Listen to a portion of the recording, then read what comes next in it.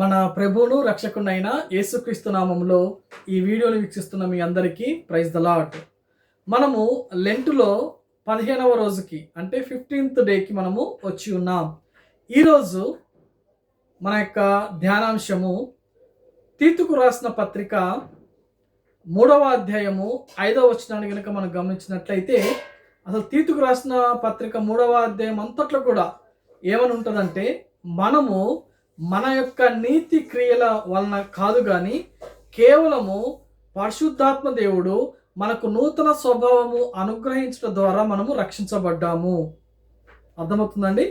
మనము ఏ విధంగా రక్షించబడ్డాము అంటే, ఈరోజు ఒక క్రైస్తవుడుగా లేకపోతే క్రైస్తవురాలిగా, ఇంకా చెప్పాలంటే యేసుని నమ్ముకున్న బిడ్డలుగా మనం ఎప్పుడు మారాము అంటే, ఒక్కసారి కనుక చూసుకుంటే మన యొక్క నీతి క్రియల మూలంగా కాదు కానీ పరిశుద్ధాత్మ దేవుడు మనలో తీసుకొచ్చిన నూతన స్వభావము ద్వారా మనం రక్షించబడ్డాం.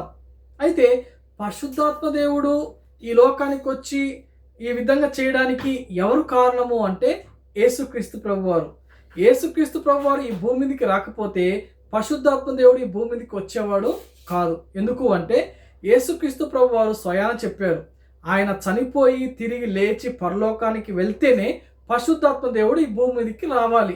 ఆ విధంగానే యేసయ్య ఈ లోకానికి వచ్చాడు, మనందరి కోసం శ్రమలు అనుభవించాడు, మన పాపం నిమిత్తం ఆయన రక్తం కార్చాడు, తిరిగి ఆయన లేచాడు, తండ్రి కుడి చేతి వైపున కూర్చొని ఉండి మన కోసం విజ్ఞాపన చేస్తూ మన కోసము మనకు ఒక గైడెన్స్ ఇవ్వడానికి, లేకపోతే మన ఆత్మకి ఒక కంచర కరువుగా ఉండడానికి ఆయన పరిశుద్ధాత్మ దేవుణ్ణి పంపించారు.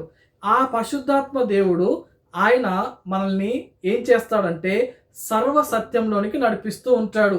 అంటే ఏది మంచి ఏది చెడు, ఈ మార్గంలో వెళ్ళు, ఈ మార్గంలో వెళ్ళొద్దు, నువ్వు ఫలానది చూడు, ఫలానది చూడకూడదు, ఫలానా మాటలు విను, ఫలానా మాటలు వినొద్దు, ఫలానా తిను, ఫలాని తినకూడదు, లేకపోతే ఫలానా విధంగా మీరు ఆలోచించాలి, ఈ విధంగా ఆలోచించడం తప్పు, నువ్వు ఈ విధంగానే మాట్లాడాలి, నువ్వు చెడుగా మాట్లాడకూడదు అని సర్వ సత్యంలోనికి, అంటే ప్రతిదీ మన ఆలోచన, మన క్రియలు, మన తలంపులు, మనం నెక్స్ట్ చేయబోయే ప్రతిదీ, మన నడవడిక, మన బిహేవియర్, మన యొక్క ప్రవర్తన, అన్నీ అన్నమాట. ఇంకా చెప్పుకుంటూ వెళ్ళిపోతే ప్రతిదీ సర్వము సత్యంలోనికి నడిపించడానికి పరిశుద్ధాత్మ దేవుడు వచ్చాడు ఈ లోకానికి.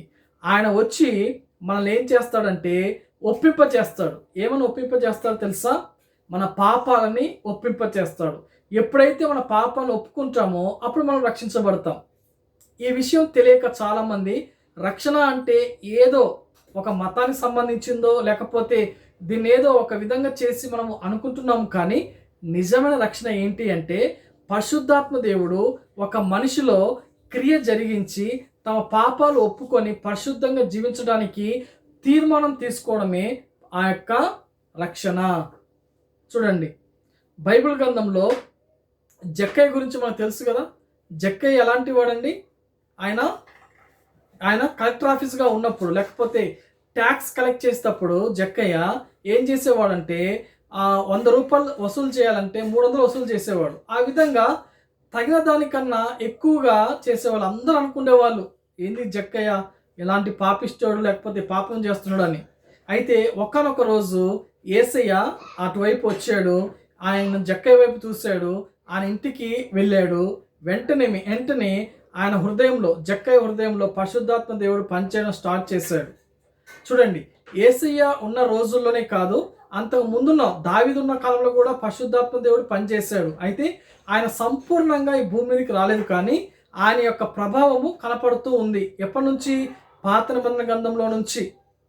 అదేవిధంగా యేసయ్య కాలంలో కూడా ఆయన మాటలకి ఆ పరిశుద్ధాత్మ దేవుడు ఆ యొక్క జక్కయ్యలో ఒక మార్పు కలిగించాడు. ఏంటి అంటే, నేను పాపిని, అరే నేను ఎందుకు ఎక్కువగా తీసుకుంటున్నాను అని గ్రహింపు ఇచ్చినప్పుడు ఎంతగానో తన పాపాలను ఒప్పుకున్నాడు. తిరిగి ఎవరి దగ్గర అయితే తీసుకున్నాడో దాని అంతటిని ఇచ్చేశాడు. ఈ మార్పు ఎలా కలిగింది అంటే పరిశుద్ధాత్మని యొక్క క్రియ వల్ల. అయితే యేసుక్రీస్తు ప్రభువారు ఈ లోకం ఉన్నప్పుడు కానీ, లేకపోతే యేసుక్రీస్తు ప్రభు ఈ లోకానికి రానప్పుడు, అంటే పూర్వకాలంలో కానీ పరిశుద్ధాత్మ దేవుడు ఆయన ఆ విధంగా కనపడుతూ వచ్చేవాడు కానీ బహిరంగంగా ఆయన బయట పడలేదు.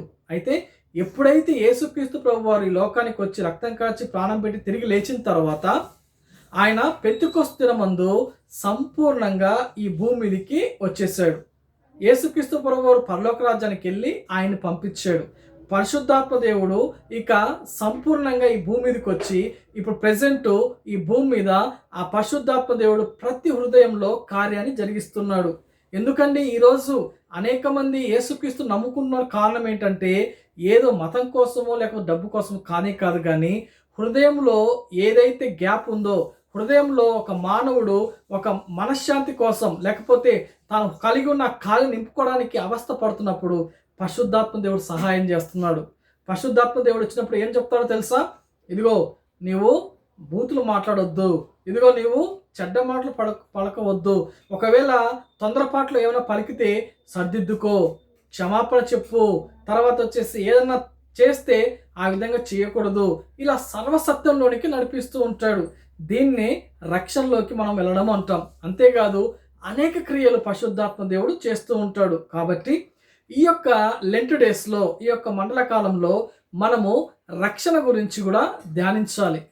ఏ విధంగా రక్షించబడ్డాను నేను, ఏ వాక్యం చేత నేను దర్శించబడ్డాను, ఆ వాక్యానుసారంగా నేను జీవిస్తున్నానా లేదా మళ్ళీ తిరిగి పాపంలో పడిపోయానా, పరిశుద్ధాత్మ దేవుడు నా హృదయంలో కలిగించిన మార్పును బట్టి రక్షించబడ్డాను, తిరిగి మళ్ళీ నేను పాపంలోకి పడిపోతున్నానా అని చెప్పి మనం పరిశీలించుకుంటే ఈ లెంట్ డేస్ తప్పకుండా ఒక మంచి ప్రయోజనకరంగా మనకు ఉంటాయి. అలా లేకపోతే ఆచారంగా మనకు తయారవుతాయి ఈ యొక్క లెంట్ డేస్. కాబట్టి ఈ లెంట్ డేస్ని మనం ఆచారబద్ధంగా కాకుండా మన హృదయాన్ని పరిశీలించుకుంటూ మనము ఒక రక్షణలోనికి, విశ్వాసంలోనికి ఇంకా మనము ముందుకి సాగిపోవడానికి మనము ఆయన యొక్క పాదాల దగ్గర మనము వేడుకుందాం. అటువంటి కృప దేవుడు మనందరికి దయచేయునుగాక. ఆమేన్.